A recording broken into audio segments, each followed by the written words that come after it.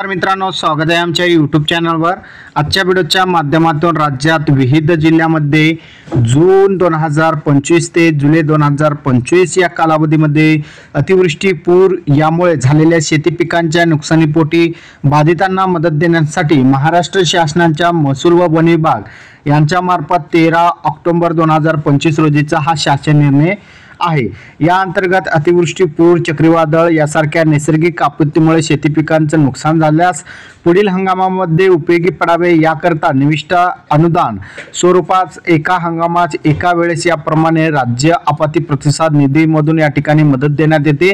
आता राज्य सरकारने जून 2025 ते जुलै 2025 या कालावधीमध्ये जे काही शेतकऱ्यांच्या अतिवृष्टी व पूर यामुळे नुकसान झालेलं आहे शेती पिकांचं, त्यांच्यासाठी 9,71,01,000 एवढी जी रक्कम आहे मंजूर केलेली आहे। आता यामध्ये कोणकोणत्या जिल्ह्यांचा समावेश आहे ते आपण सर्वात महत्त्वाचं बघून घेऊया। आणि ही जी रक्कम आहे आता थेट तुमच्या डीबीटी पोर्टलद्वारे थेट तुमच्या आधार लिंक असलेल्या बँक खात्यामध्ये जमा होणार आहे। आता महत्त्वाचं म्हणजे आता तुम्हाला कोणकोणत्या जिल्ह्यांसाठी किती मदत जी आहे राज्य सरकारने जाहीर केलेली या ठिकाणी आपल्याला चार्ट मध्ये देण्यात आलेला आहे। सर्वात महत्त्वाचा जिल्हा जो आहे, पहिला जिल्हा आहे पुणे। पुणे जिल्ह्याला 6,05,000 एवढा जे आहे जून महिन्यामध्ये नुकसान झाल्याबाबत या ठिकाणी निधींचं वितरण करण्यात आलेले 144 शेतकरी बाधित आहे। त्यानंतर कोकण विभागातील रायगड जुलै 2025 मध्ये नुकसान झालेलं आहे, त्यांच्यासाठी 5,53,000। जुलैमध्ये रत्नागिरीचं नुकसान झालेलं आहे, त्याच्यासाठी 91,000। सिंधुदुर्ग साठी जुलै 2025 मध्ये नुकसान झालेलं आहे, त्याच्यासाठी 97,000 रुपये, असे एकूण 7,41,000 रुपये एवढं जे आहे कोकण विभागातील या 3 जिल्ह्यांना या ठिकाणी देण्यात आलेलं आहे।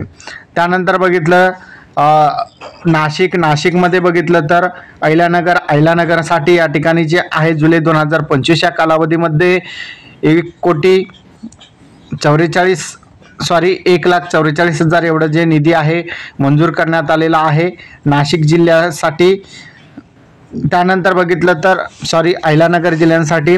त्यानंतर बघितलं तर छत्रपती संभाजीनगर विभागातील जालना जिल्ह्यांसाठी 9,56,00,000 रुपये एवढा जो निधी आहे मंजूर करण्यात आलेले। यासाठी 16,168 शेतकरी वर्ग पात्र आहेत आणि जुलै 2025 मध्ये नुकसान झाल्याबाबत या ठिकाणी ही मदत जाहीर करण्यात आलेली आहे।